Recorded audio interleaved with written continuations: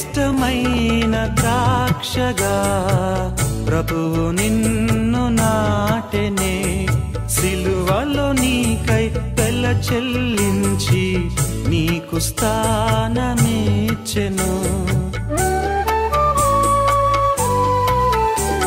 శ్రేష్టమైన ద్రాక్షగా ప్రభువు నిన్ను నాటెనే, సిలువలో నీకై వెల చెల్లించి నీకు స్థానమిచ్చెను. కారు ద్రాక్షలు ఫలించుటకు కారణమేమో చెప్పుమా, సాక్ష్యరహిత బ్రతుకునకు కారణమేమో తెలుపుమా. కారు ద్రాక్షలు ఫలించుటకు కారణమేమో చెప్పుమా, సాక్ష్యరహిత బ్రతుకునకు కారణమేమో తెలుపుమా. ద్రాక్షావనమా, దేవుని స్వకీయ జనమా. యేసుక్రీస్తు ప్రశస్త నామంలో ప్రియులందరికీ శుభాలు. మార్కు సువార్త 11వ అధ్యాయం మనం ధ్యానం చేస్తున్నాం. మరి 11వ అధ్యాయం నుంచి 16వ అధ్యాయం వరకు ఇది పరిశుద్ధమైన వారం అని పిలువబడుతుంది. కారణం యేసుక్రీస్తు భూమి మీద కలిగిన ఆఖరి వారముగా ఈ అధ్యాయాలను మనం చూడబోతున్నాం. 11 వచనం చూడండి. ఆయన యెరూషలేమునకు వచ్చి దేవాలయములో ప్రవేశించి చుట్టూ సమస్తమును చూచి సాయంకాలమైనందున 12 మందితో కూడా బేతనియాకు వెళ్ళెను. యేసు ప్రభు యెరూషలేముకు వచ్చాడు, దేవాలయంలో ప్రవేశించాడు, చుట్టూ సమస్తమును చూశాడు. ఏం జరుగుతుంది అక్కడ, ఎవరున్నారు అక్కడ, ఏం చేస్తున్నారు అక్కడ?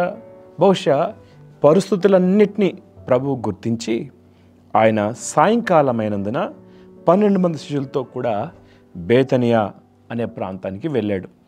యెరూషలేములో తర్వాత ఏం చేశాడో మనం చూద్దాము. ఇప్పుడు 12వ వచనాన్ని మనం జాగ్రత్తగా గమనిద్దాం.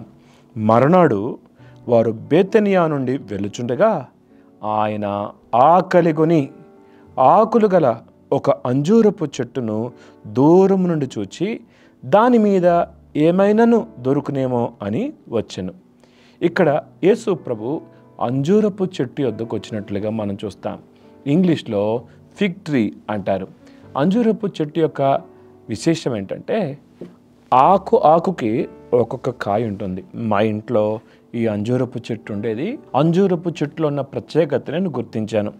దాని ఆకులు పెద్దగా ఉంటాయి. అంజూరపు ఆకు ప్రతిదానికి ఒక కాయ సహజంగా వస్తుంది.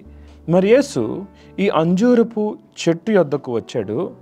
ఆ చెట్టును చూసినప్పుడు అది చాలా ఆకులతో ఉంది, కానీ దాంట్లో ఒక్క పండు కూడా కనబడలేదు. తర్వాత వచనంలో మనం చూస్తాము, ఏలయనగా అది అంజూరపు పండ్ల కాలం కాదు. అంజూరపు పండ్ల కాలము కానప్పుడు అంజూరపు పండ్లు ఎలా ఉంటాయండి అంటారు కదా, సాధ్యమే. కానీ ఆకులతో పాటు ఖచ్చితంగా కాయ ఉంటుంది, లేకపోతే ఆకులు కూడా ఉండవు. ఈ ఆకులు దేన్ని చూపిస్తున్నాయంటే ఇది వేషధారణను చూపిస్తున్నాయి. పచ్చగా కనిపిస్తుంది, కానీ ఫలం మాత్రం లేదు. ఈరోజు చాలామంది విశ్వాసులు కూడా చూడటానికి ఆకులతో చక్కగా కనిపిస్తున్నారు, కానీ వారి యొద్దకొచ్చి చూస్తే ఒక్క ఫలం కూడా కనిపించట్లేదు. ప్రభు ఆకలి తీర్చడానికి మన ఆధ్యాత్మిక జీవితము ప్రభువు కొరకు మహిమకరంగా ఫలాలు ఫలించవలసిన వారమై ఉన్నాం. యోహాను సువార్త 15వ అధ్యాయంలో మనం చూస్తాం, మీరు బహుగా ఫలించటం వలన నా పరలోకపు తండ్రి మహిమపరచబడునని. మనం దేవుని మహిమపరచాలంటే మనము ఫలించాలి. కానీ విచారకరం ఏంటంటే పేరుకు విశ్వాసులుగా కనిపిస్తున్నాం, చక్కని భక్తి జీవితం కనిపిస్తుంది, కానీ ప్రభు కొరకు ఫలాలు ఫలించట్లేదు. ఇది కాలము ప్రభు మన ఆధ్యాత్మిక జీవితం దగ్గరికి వచ్చి ఆయన ఆకలి తీర్చుకోవాలని, ఆయన సంతోషించాలని మన యొద్దకు వస్తే మన యొద్ద ఏమైనా ఫలాలు ఉన్నాయా ఒకసారి ఆలోచించేద్దాం. దేవుడు కోరే ఫలాలు నీవు నేను మనమందరం కలిగి ఉంటే ప్రభుకి ఎంత సంతోషమో కదా. వేషధారణ దేవుడు అస్సలు అంగీకరించడు. వేషధారణను ప్రభు ద్వేషిస్తాడు. మీకోటి తెలుసా, ప్రభు వేశ్యలను క్షమించాడు, కానీ వేషధారణను ప్రభు క్షమించడు. ఎందుకంటే వేషధారణ గలవారు తమ స్థితిని ఒప్పుకోరు. వారు మరో వేషంతో మనుషులకు కనబడతారు, కానీ అసలు రూపము వేరొకటి ఉంటుంది. కాబట్టి ఉదయకాలము వేషధారణ లేకుండా యథార్థంగా ప్రభు యొద్దకు వద్దాం. ప్రభువా, నాలో ఫలాలు కావాలయ్యా, నాకు సహాయం చెయ్యయ్యా అంటే ప్రభు ఖచ్చితంగా మనకి సహాయం చేస్తాడు. ఇక మీదట ఎవరు ఈ చెట్టు ఫలము తినకుందురుగాక అని ప్రభు శపించినట్లుగా మనం గమనిస్తాం. ఇక్కడ ఒక మాట మీకు జ్ఞాపకం చేస్తాను. బైబిల్లో తోటలో ఉన్న చెట్టు గురించి బైబిల్లో చూస్తాం, తోట వెలుపల లేక త్రోవలో ఉన్న చెట్టు గురించి మనం చూస్తాం.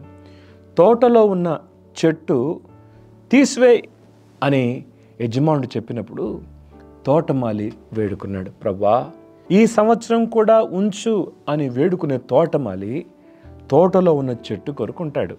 కానీ త్రోవ పక్కనున్న చెట్టు కొరకు ఎవరుంటారు? సంఘములో ఉన్నవారికి, సంఘం వెలుపల ఉన్నవారికి వ్యత్యాసం ఉంది. సంఘములో ఉన్నవారి కొరకు విజ్ఞాపన చేసే తోటమాలి లాంటి సేవకులు ఉంటారు. సంఘము వెలుపల ఉన్నవారు, వారు భక్తిపరులు కావచ్చు, దేవుని బిడ్డలుగా పిలువబడవచ్చు, వారికి తోటమాలి ఉండడు, వారి కొరకు విజ్ఞాపన చేసేవారు ఉండరు. ఇది కాలము సంఘము అనే తోటలో నీవున్నావా? నీ కొరకు విజ్ఞాపన చేసే తోటమాలి నువ్వు కలిగి ఉన్నావా? ఒకసారి ఆలోచించే. లేకపోతే నీ కొరకు ఎవ్వరూ విజ్ఞాపన చేయకపోతే ఇదిగో ఆకులు తప్ప ఫలాలు లేని అంజూరపు చెట్టుని ప్రభు శపించాడంట. ఎంత విచారకరం. మన ఆధ్యాత్మిక జీవితంలో ఒకసారి పరీక్ష చేసుకుందాం. తోటలో ఉండటానికి ప్రయత్నం చేద్దాం, తోట వెలుపల రాకూడదు. మీకో మాట చెప్తాను, ఏదైనా దేవుని సంఘమే అని కూడా అనుకోకూడదు. దేవుని సంఘము సార్వత్రిక సంఘము కరెక్టే, కానీ మనకంటూ ఒక స్థానిక సంఘం ఉండాలి. ఆ స్థానిక సంఘములో మనము నాటబడి అక్కడ వర్ధిల్లాలి, అక్కడ అనేక మందికి దేవునికరంగా ఉండాలి. స్థానిక సంఘములో ఉండకుండా సార్వత్రిక సంఘములో నేను దేవునికరంగా ఉంటాను అంటే అది అంత సరి అయింది కాదు. నీవు స్థానిక సంఘములో దేవునికరంగా ఉంటే సార్వత్రిక సంఘములో కూడా దేవునికరంగా ఉండగలవు. దేవుడి మాటలు దించినగాక ప్రార్థన చేసుకుందాం. మహోన్నతుడగు దేవ, సర్వాధికారి నీకు స్తోత్రాలు. ఇదిన మీరు మాతో మాట్లాడిన ప్రతి మాటను బట్టి వందనాలు. అవును, వేషధారణ మాలో ఉండొద్దు ప్రభా. ఆకులతో చక్కగా అందరికీ పచ్చగా ఉన్నట్లుగా కనబడి ఒక్క ఫలం కూడా లేకపోతే ఎంత బాధ కదా ప్రభా. మా జీవితాలలో ఉండకూడదు ప్రభా. సహాయం చేయండి. నీ కొరకు ఫలించే జీవితాన్ని జీవించే వారిగా చేయండి. నీకు వందనాలు చెల్లిస్తున్నాం ప్రభా. వెతబడిన మాటలు మా హృదయంలో నీరు కట్టి ఫలింప చేయండి తండ్రి. యేసు నామములో అడుగుతున్నాం తండ్రి, ఆమెన్.